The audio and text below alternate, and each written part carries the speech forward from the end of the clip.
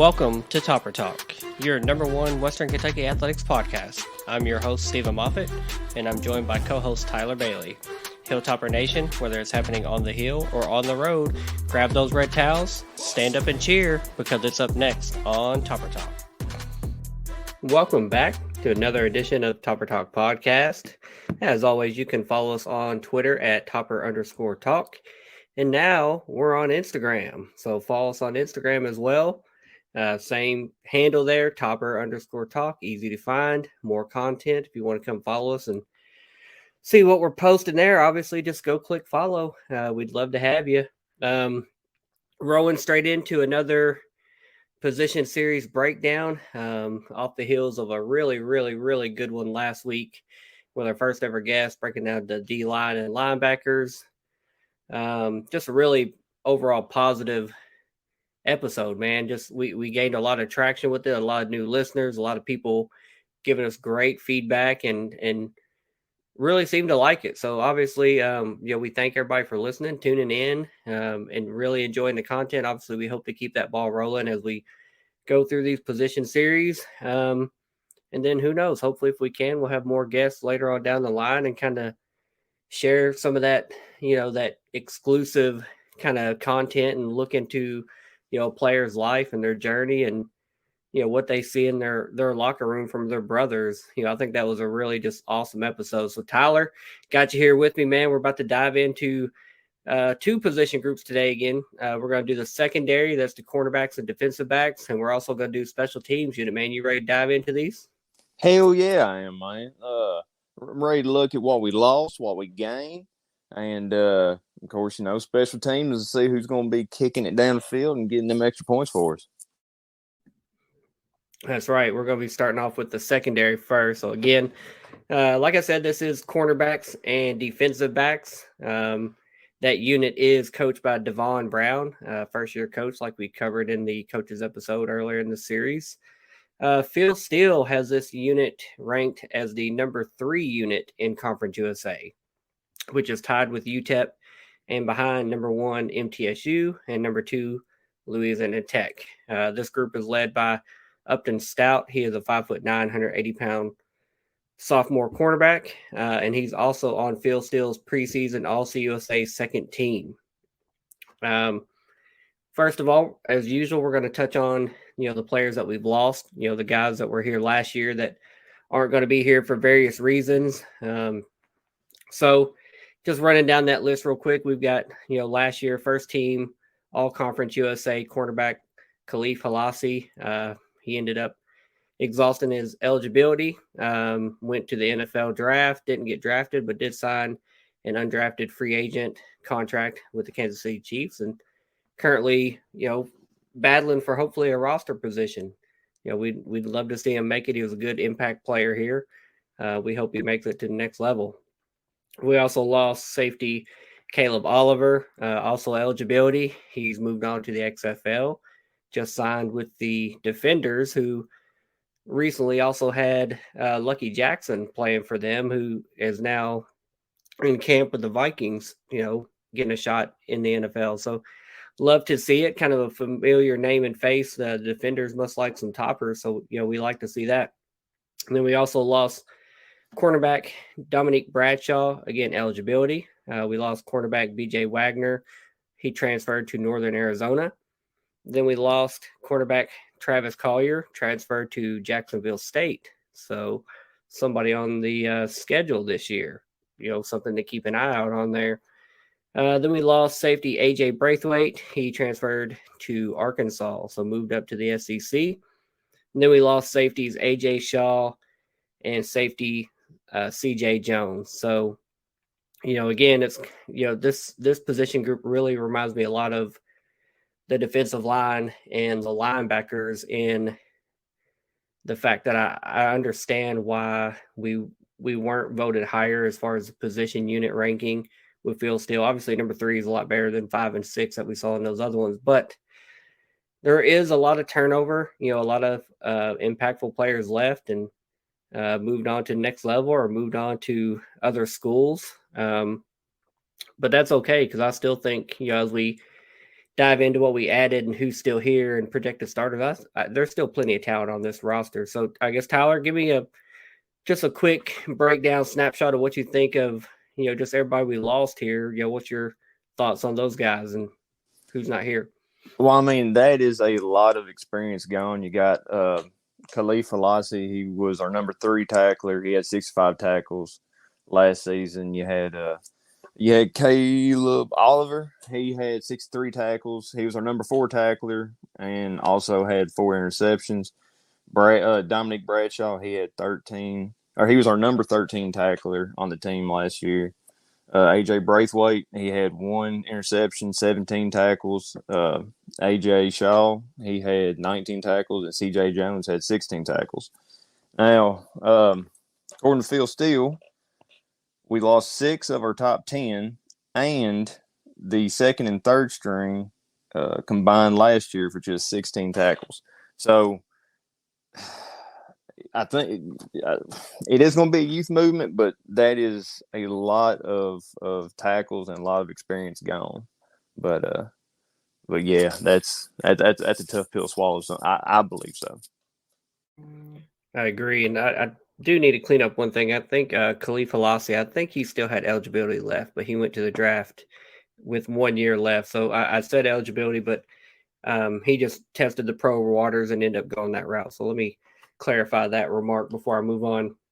But yeah, we did, obviously we lost a lot of talent, but I think once we get into, who's back, who we've added, and the projected starters, I'm optimistic. So let's jump right into players that we've added to the roster. We added Nazir Ward, recruit out of high school, 6'1", 160-pound freshman. We added Chavaris Dumas, high school recruit, 6'1", 178 pounds. We added Josh Mensa from Independence Community College. We added Josh Shadipo from Northern Michigan, a 6'1", 190-pound senior. Then we added Ricky Davis from Palomar JUCO, a 6', 190-pound junior. We added Abdul Latif Adu, a Houston transfer.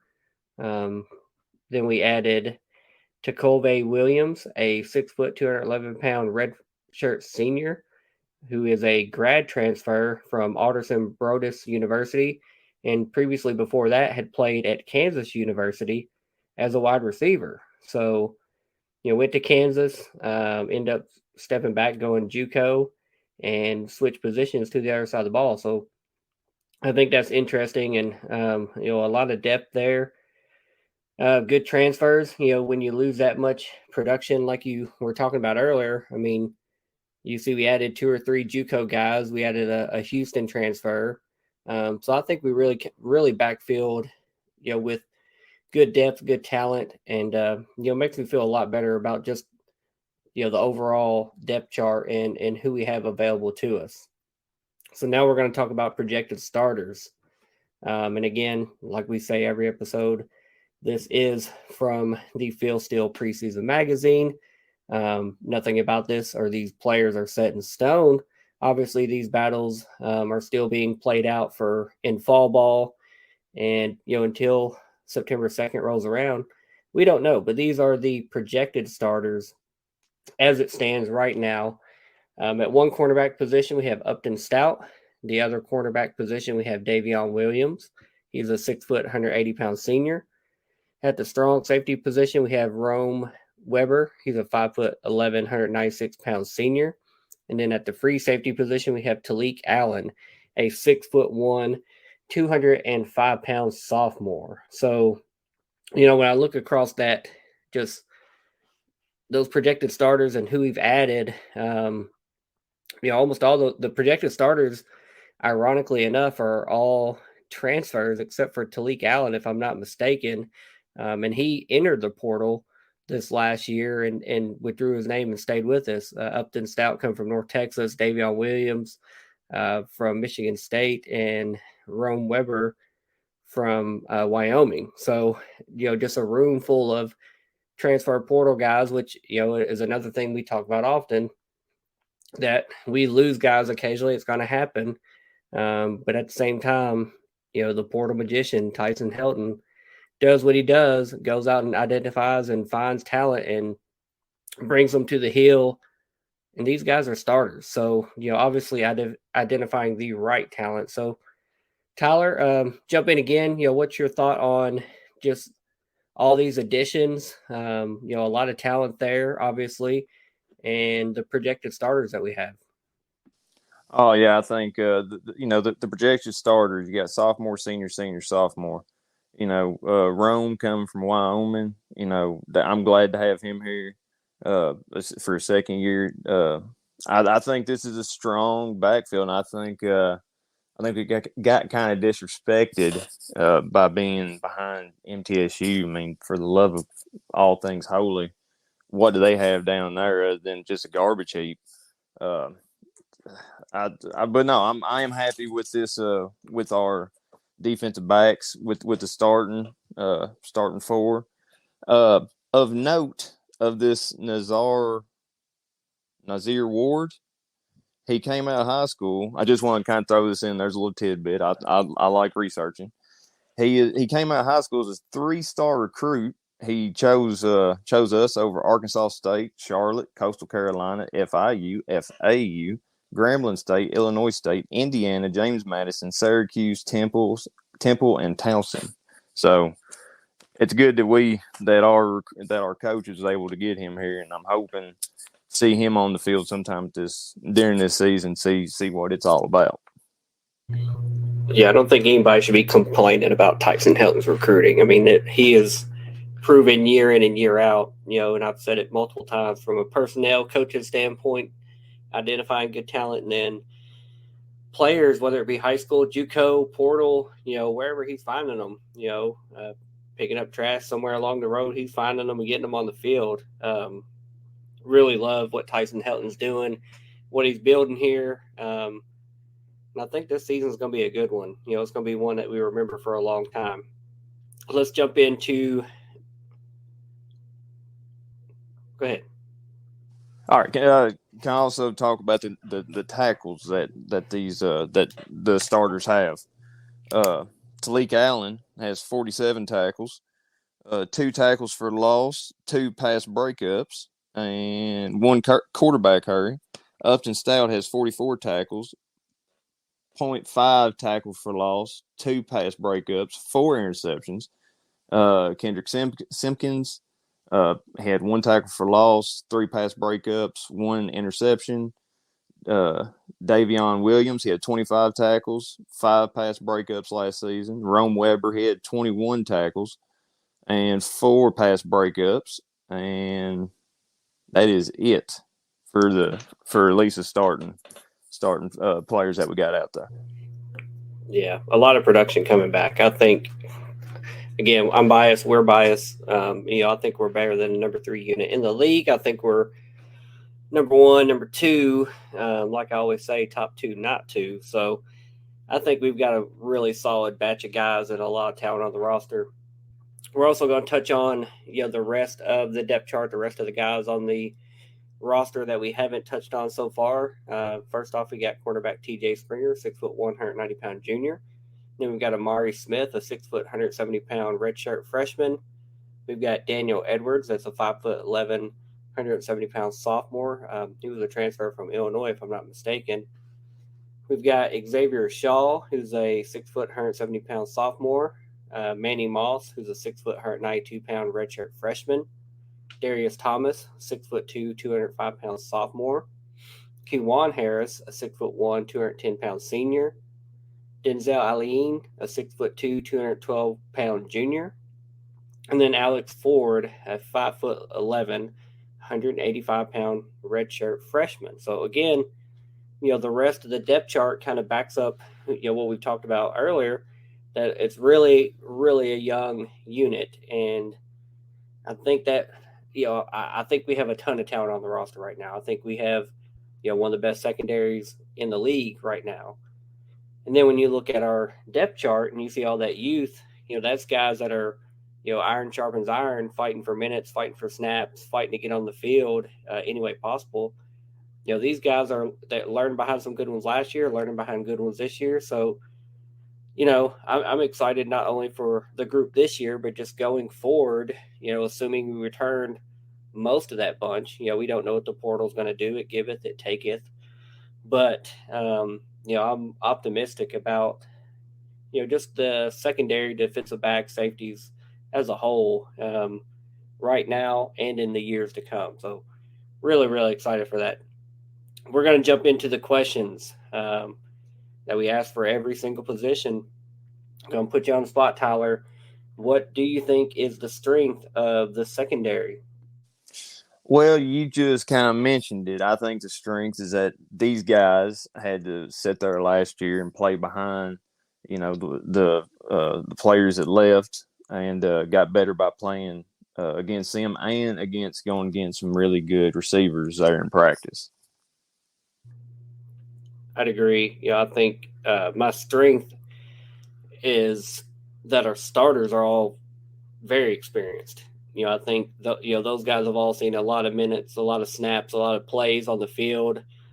When they're out there, I don't think they're going to be caught out of position and giving up big plays. Keeping everything in front of them, making the smart reads. Hopefully, obviously, creating turnovers. We were near the top of the nation in turnover differential last year. So, obviously, we'd like to continue that trend, and a lot of those are going to come on the back end if it's interceptions. So, I think our strength is our starting unit. Those, the four that we named, the two cornerbacks and two safeties are, again, I think they're the best in the league. I'll say it, I'll keep saying it. Really happy with who we have and what we're going to put on the field week one. So that is my strength. Tyler, what would you say is your weakness of the secondary unit? Well, I kind of said it earlier, just repeating myself, but this one, we did lose 6 out of our 10 top defensive backs, and the backups only had 16 tackles, but a lot. They've got a lot of practice, a lot of experience going against. I'm sure when they go and do their private workouts from December to September. So I think that's our weakness is that we did lose those players, and our second, third string only got 16 tackles last season. Yeah, I'm nearly in the same boat. I'm going to say the weakness is just really the experience of the depth. Like you said, we lost 6 of our top 10. Now, granted, those 4 coming back are really, really strong. But the guys that we listed also on the roster, not a lot of playing time, not a lot of snaps, not a lot of tackles, not a lot of game action, basically. And eventually, you're going to have times where players are subbed out, or you're going to play a different package where you have an extra DB on the field, or whatever it may be, and somebody's going to have to learn by the fire. Hopefully, not via injury, but some of this depth is going to have to see the field and get experience. And in my eyes, that's a weakness. I don't think it's a bad weakness, but it is something at least worth discussing and shining light on. All right, Tyler, who are you most excited to see from the secondary? Oh, that's going to go to Upton Stout. Uh, I think he's going to be just breaking up passes, putting that hard defense on the receiver, and I believe he's just going to pressure and make the receiver's life hell. Yeah, this one was hard for me. I'm going with Davion Williams, the transfer from Michigan State, played for us last year. I really like his ball skills. I remember, at the Indiana game, it felt like they were picking on him down there towards the end of the game. They were throwing to his side a lot. But it's his senior year. He's got good size, good speed, just good overall athletic ability. And, I'm really excited to see what his second year here on the hill is going to look like. It was good last year, and I'm excited to see another year in our system, familiar with our players and just everything we're calling. So Davion Williams is my guy. Tyler, who do you think is our hardest to replace that we lost last year? I think that's going to go to Khalif Falasi. He had 65 tackles, 3 sacks, 5 tackles for loss, 10 pass breakups, 2 interceptions, and 1 quarterback hurry. I think he was also picked on last year during the Indiana game. I think it was on that last drive when they flagged him for 2 pass interference calls, which I think was a little bit of home cooking, but that's in the past, but I still have salty feelings about that, about what happened at that game. Yeah, I'm going to go with Caleb Oliver, now in the XFL. I really remember him last year as just a hard hitter. I think he might have even gotten ejected for targeting one game, which I didn't agree with the call. Just I remember watching it. It must have been an away game because I was watching it on TV, but I remember not agreeing with the call. But the dude is a heavy hitter. It was a heavy hitter now in the XFL. So I really liked his instincts, and just that. Sometimes you got to lower the boom on somebody. So I think Caleb Oliver is my hardest to replace. Tyler, who you guys your breakout player with this unit? I got TJ Springer on that one. Now granted, he did play in 3 games last year before he got knocked out by injury, but he finished the season pretty strong with 2 tackles and an intercepted pass in our win over Rice last year. So I think that's going to be my breakout player of the year. I'm going with Rome Weber, transfer from Wyoming, was here last year, but another year in the system. Back and fully healthy. We saw him at the spring game. Really liked what we see kind of from the back end with him. Really excited about what he brings, and obviously just again keeping that big play in front of him, and really just being a heavy hitter. Somebody that if somebody gets to that second level, past the linebackers, make them pay for it. Lower your shoulder and hit them. So he's my guy. He's going to be my breakout player. Tyler, who's your MVP? That one is going to be. I think I had Rome Weber on that one. But yeah, I think he's going to be. I think he's going to be the MVP of the defensive backs this season for me. I'm going Upton Stout. I kind of purposely was trying to keep mine off, different guys, trying not to repeat names, but let everybody get a little love in this. Upton Stout, coming here from North Texas last year, I'm pretty sure in his very first game last year, he had a pick six. I think in his first 2 or 3 games, he had a couple interceptions. Just seemed to always be around the ball, breaking plays up. Very good instincts, jumping routes. So, he's on that field still preseason All CUSA team for a reason. His production last year, and just really excited to kind of see what he brings to the table this year. I think we're going to see more of the same of that. Tyler, what's your bold prediction for the secondary unit? All right, now last episode I've been for the past few I've been picking the players exactly. This one I said I was going to branch out and do a complete position, and I think we're going to have some ball hawks back there in the field this year. So I'm saying defensive backs as a unit will have 23 interceptions this season. I like that number. I like it. So my bold prediction is not as specific, but in that same mold and same ideas. I think we're going to be near the national lead again in turnovers created. Obviously, I'm not saying differential because I don't know what our offense is going to do. Hopefully, we hold on to the ball, but I think turnovers created, whether it be fumbles or interceptions, takeaways, whatever that looks like. I think these guys and these group of guys and the way they're being coached is to take the ball, get the ball back, and put it in the hands of Austin Reed and this incredible offense that we have. So that is my bold prediction for the defensive backs. Moving on, we're going to jump straight into special teams. They're coached by Andy LaRussa. Phil Steele has this unit ranked number 3 again, number 3 behind Louisiana Tech and MTSU. This group is highlighted by punter Tom Ellard, who is a 6'1", 170-pound sophomore, and he's on Phil Steele's 2023 preseason CUSA first team. Then we also have Michael Matheson, is a 5'10", 180-pound senior. He's on the 4th team as a kick returner, obviously as a wide receiver as well, but also puts duties in as a kick returner, and expecting good things from him. Obviously, I think we've got a few guys capable back there of returning kicks, but Mike Matheson, he's got some jets. He's pretty elusive, so excited to see him back there again. And I think he earned that fourth team preseason nod. Looking at what we lost from last year, we lost my guy, kicker Braden Narvison, aka Legatron.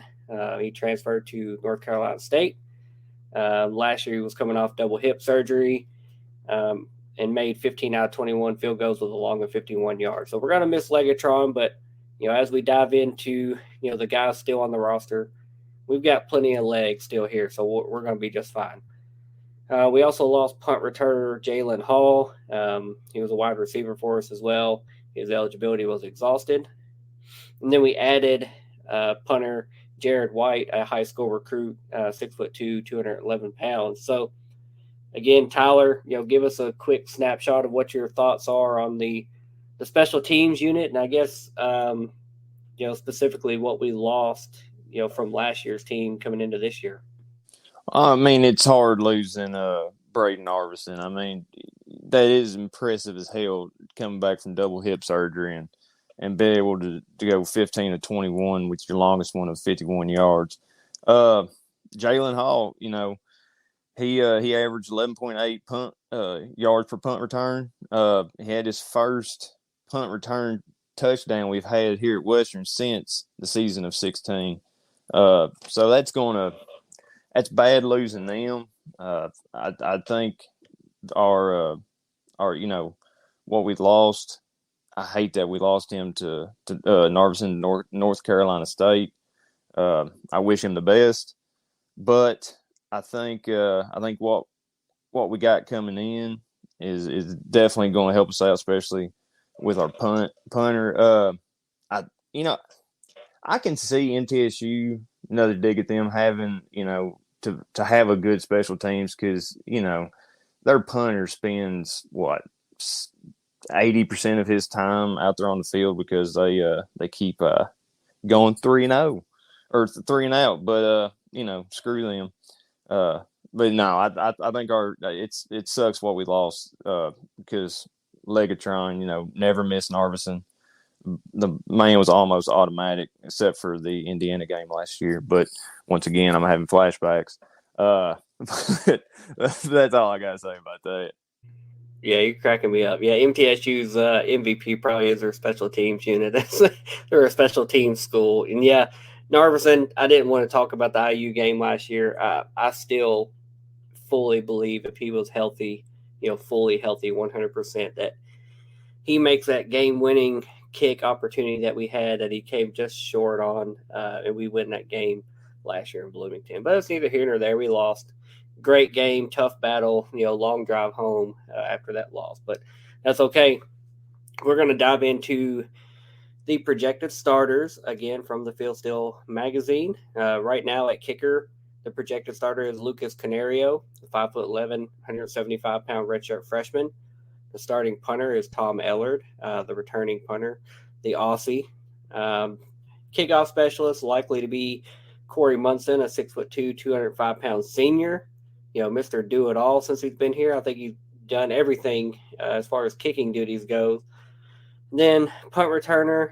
Again, this is just speculation. This isn't in a magazine. This is just someone we brought in from the transfer portal, and that's Jimmy Holiday. He's a 6 foot, 205-pound sophomore transfer from the University of Tennessee. And if you start looking up what he did at Tennessee, quite electric.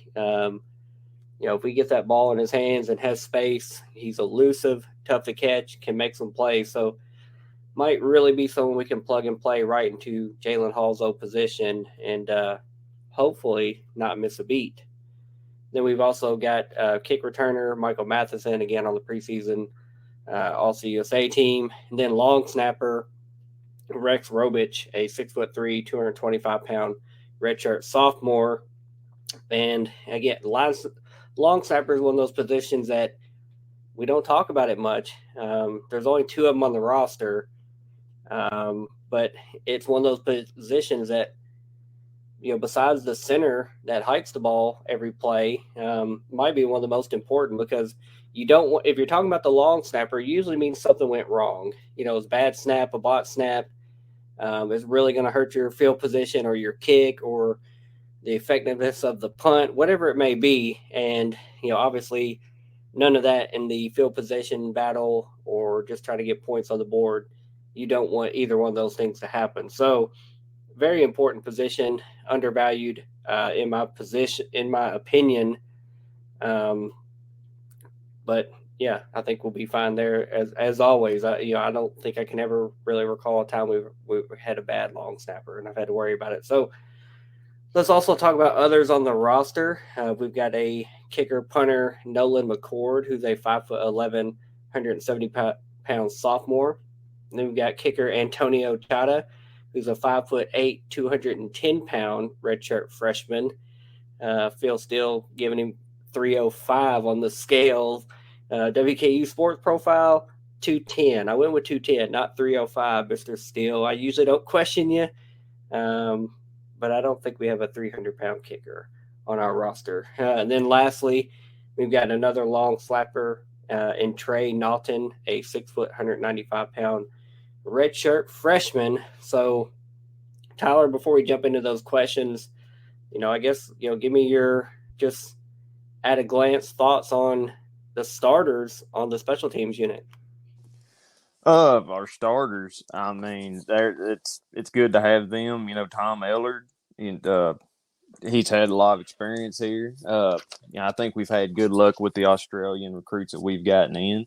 That Rex Robick, he actually came here. He spent 2 seasons in Mississippi State and taking his redshirt year during 2001, but 2021. But he did appear in 6 games for them last season for the long snapper as a long snapper. Nolan McCord, he also came from Mississippi State. He made 9 to 16 field goals on and connected on 23 PATs. So, I mean, I think our special teams are in good hands. Corey Munson, he's loyal as all get out, and I hope I'd like to see him be able to kick a few more through the uprights. But hey, if Lucas can carry the load, hopefully he can stretch it out and be farther than 51, maybe 55, 56 yards. But I think our special teams is in good hands. Yeah, I think the legend of Corey Munson and his game-winning field goal in that first responders bowl game his freshman year against Western Michigan. I don't think anybody will ever forget that one. And then also on kickoffs, that man is a heat-seeking missile. He is always just throwing somebody, putting his shoulder down, hitting them, and driving them into the turf, man. The Munson missile. Be on the lookout because it's coming back to the house this season for his senior year. So let's jump into the questions for this unit. What would you say is the strength of the special teams unit? I'll say the strength is we have a known kicker and punter on the roster. We didn't lose the cupboard's not bare, and we ain't starting over from scratch. I mean, we have that that I'm trying to think of the right word, continuity, if you allow me, on the roster, and I think that's going to be our strength this year. Yeah, I'd have to agree. I remember last year, Ellard, our punter, had a lot of good stats, as far as when he got on the field to kick. But the problem was he didn't get on the field enough to kick, so he didn't qualify for a lot of the awards, or you had to have a minimum of 25 punts at a certain point in the season, whatever it may be, and he just wasn't there because our offense was scoring so many points. So, sorry, it's terrible. And then in Lucas Canario, the projected starter at kicker, a little surprising to me that it's not Corey Munson. Knowing his track record and experience, and knowing that he has the leg to do it, but I trust in Helton. I trust in LaRussa to put the best guy on the field that gives us the best chance to win. So, like you said, I think the strength of this unit is we have good, solid players at each of those positions. From the long snapper, both kickers, the return man options that we listed, and then there's several other speedy, wide receiver, cornerback, et cetera, type guys that could slide into those spots. We're just projecting who they may be. So I think the strength is um, that we're strong in all positions and have known entities. What do you think is a weakness of this unit? Man, I've thought about this, and I'm going to go with. I don't even think it's a weakness. I just said I wish our more experienced kicker, was trusted as a field goal kicker. Um, I don't think that's a weakness. No knock on Corey Munson. I think he's an excellent kicker and an excellent player. Uh, so, but yeah, that's what I got. And you're right, the Munson missile. I've heard that he practices with the linebackers just so he can lay the lumber. But I mean, yeah, I'm gonna go with that as my weakness. Yeah, I really don't have much of a weakness either. I mean, I'm really happy with just this overall unit and who we have, and LaRusse is one of our longest tenured coaches, and the special teams unit has been. I don't have it in front of me, the field steel rankings in front of me, but if I recall correctly, we were like 29th and 31st in special teams rankings the last couple of years. So, just a really solid special teams unit. I don't really have a weakness. I know that's kind of taking a mulligan on it, but I think our special teams is going to continue to be solid. I guess at the end of the day, you could say, if Ellard got hurt, we don't have someone that has game experience behind him punting. But at the same time, we might go 2-3 games without punting the ball. So it's hard to pinpoint a weakness when all these guys are so good and our offense is so good, and it might not even come into play. But moving on, who are you most excited to see from this unit? Well, I don't want. I'm excited to see him, but at the same time, I don't want to see him on the field, and that's going to be Tom Ellard. Whenever he comes on the field, I'm not happy. But hey, at least I know he's going to flip field position. Last year he had 43 punts. His longest was 64 yards. Uh, that's a country mile. And he had 18 punts inside the 20-yard line. So I do know whenever he comes out there, it's going to be a damn good punt. Yeah, most excited to see. I'm kind of on board with you. I like Tom Ellard. I think the field position game is vastly underappreciated. It doesn't get talked about enough. We're as stellar and efficient and as amazing as an offense as we have. We're not going to score every drive. It's just that's just not how games play out. We're not going to beat everybody 73-0 like we did FIU last year. So when we're not scoring and we have to give the ball back, I'm very confident in Tom Ellard. And like you said, his ability to boom the ball down to the other end, flip the field, and hopefully pin them inside the 20, pin them close to the goal line. So um, I'm definitely voting Tom Ellard. He follows the account. I'm sure. Hopefully he listens. He retweets a lot of our stuff. So hopefully Tom's listening and hearing these props because we're excited to see him. Who is your hardest to replace of the special teams unit? Well, on this one, I was doing a toss up between Jalen Hall and Narvison. I'm going to go with Narvison. 15 and 21. That's really impressive. And with the distance that he kicked, that field goal 51 yards, I'm going to go with him as my hardest to replace. Yeah, I'm going the same. I'm going Legatron all day. I can still remember his first game here at Western 2 years ago when we played. We opened the season with Liberty, Malik Willis Liberty. We ultimately ended up losing that game, but I remember sitting in the stands before the game, watching them warm up, and we were up on the club level, and him warming up field goals from 45, 50 yards and just booming them. I mean, missiles through the uprights. And I was like, who is this guy? And I coined it Legatron. Granted, that nickname's out there NFL wise.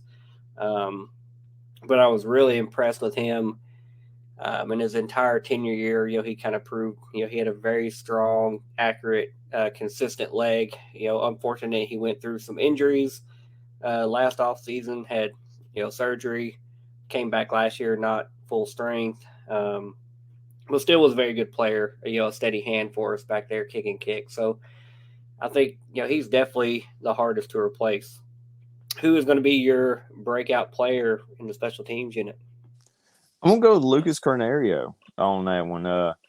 Coming in as a redshirt freshman. I think this if he is the field goal kicker, uh, I got the faith in him that he's gonna be the breakout player and score us some much needed points, or not much needed, but hell, I'll take any points we can get. So yeah. I agree. I'm going Canario as well, and for the reasoning that if he is supplanting the option of Corey Munson as a kicker, who I would have been very comfortable with, as a senior, loyal to the program, has done anything and everything we've needed him to. And in this day and age of transfer portal, he could have easily jumped ship, but he stayed here. So if Lucas is good enough to supplant him and be the starting kicker, I've got full confidence in him. I think he obviously must be very talented without ever having seen him kick a ball in live action. Um, so I'm excited for Lucas and seeing what he brings to the team. Who is going to be your MVP for the special teams unit? I got MVP as Lucas Carnerio again. I think I kind of like what you said. If he can beat out Corey Munson, you know, I think he's going to be the MVP of that unit. Yeah, I'm torn. I want to go Munson Missile. I want to go Tom Ellard. Um, I want to go Lucas Canario. Like I really think all those guys are really really good. But I'm gonna throw a curveball in there, and this is a last minute one. Yeah, I'm taking a returner. I'm going with Jimmy Holiday, the return man from Tennessee, speedy wide receiver. I don't know if he's going to see wide receiver time this year, but I hope he does because what I've heard is good things. But heard even better things about him and the ball in the open field. Give him a couple blocks and some daylight. That man's going to be gone. That could be the tipping point, the turning point of a game. Even if it's not putting six on the board, if it's just, again, like I talked about, field position, if you're not just taking a touchback, if you're bringing it out and, getting it beyond the 30, 35, 40-yard line, close to midfield or beyond, with his talent and his speed that I've heard just tons about, nothing but good things. So throwing a curveball in there, give it to a returner. Jimmy Holiday, going to be my MVP. Tyler, what's your bold? They've all been bold. So, what's your bold prediction for the special teams unit? Well, first of all, I want to commend you on that MVP. That is a damn good pick.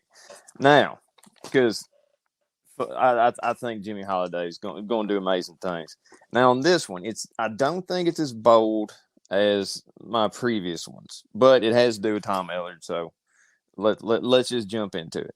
Last year, his punt average was 42.4 yards. This year, after a year of working out, I think he's going to do a little bit better. I'm going to say 48 yards per punt average on yardage. 48 yards per punt. Yeah, that's my bold prediction. I'm going to go with a two-parter. I'm gonna give you buy one get one free. I'm gonna I'm gonna piggyback on the Tom Ellard. I'm not gonna give a number. I don't know what the number is going to be, but I think he's going to be near or at the conference USA lead in punt yards average, whatever it may be, 45, 46, 47, 48. I think he's going to be the league leader in Conference USA. I think he's got the best leg. Like you said, another year getting stronger, developing. Um, he's my guy. So then I think another bold prediction: Lucas Carnerio, first year kicker for us, first year starter, redshirt freshman. I think he doesn't miss a kick all year. Yeah, I'm throwing it out there. 100% accuracy. I don't know if it's going to be 10 for 10, 80 for 80, long of 58. I don't know. But if he is getting the nod over Corey Munson, who, I mean, he's our kickoff specialist and he's done field goals for us before, he's got a strong leg. If he's beating that guy out, who, I think pretty highly of, um, I have really high expectations just without seeing anything. I can't wait for September 2nd to get here. I'm gonna find him, be watching him in warm ups. I'm gonna go down there and be like, hey, bub, you can't miss a kickoff here. No pressure. That's what it is. Monstradamus right now calling it and missing no kicks this year. Um, but yeah, that will wrap up this episode. Obviously, we touched on a whole lot of players. Secondary. That's a big position room. Lost a lot of guys, added a lot of guys. I really think a lot of that position and the skill that we still have there, regardless of what talent we lost from last year. And then the special teams unit, again, that's been one of the more steady units on this team for several years now. So, really optimistic about what both of these groups are going to bring to the table. Obviously we keep getting closer and closer and closer to week one. I think we're 5.5 weeks now until week one gets here, 38 days, something like that. So, the countdown is getting small, and I can't wait for that USF game. Doing these position breakdowns just every week, and just the research part of it, making the notes, getting to kind of revisit players and get to talk about them, and then even talk about players we've added. Just gets me excited for that game one, man. I'm ready to see all these guys on the field. Got to talk to some of the guys last week, and even had one on the team here on the episode for the defensive line. So, really, really excited to see this team and what they're going to do. I think it's going to be a special year. Tyler, man, go ahead, give us your final thoughts and take us the heck out of here. All right. So I think can we give a little nickname to Lucas, like Lucas Can't Miss Carnerio? Is that what we can go with? Fitting. That's fitting. Fitting. Because boy cannot miss. Hopefully. No. Kind of like you said, I'm excited about watching these DBs and special teams play. I think that I think Upton, Stout, Williams, Weber, and Talik Allen.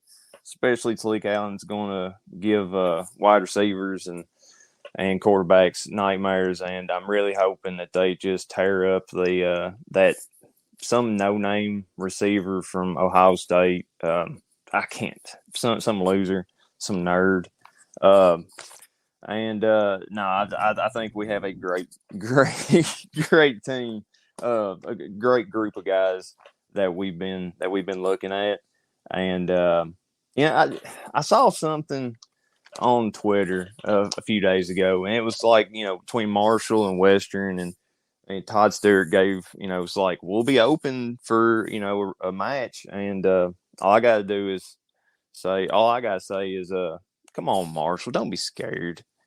Grow some balls. And of course, MTSU, piss on them. But yeah, I hope everybody had a great day, and another episode down, another day closer to September 2nd. I say let's get ready to get this season going. And with that, I'm just going to say, Steven, who has it better than us? Nobody, buddy. Nobody. Go Tops. Go Tops. Later, guys.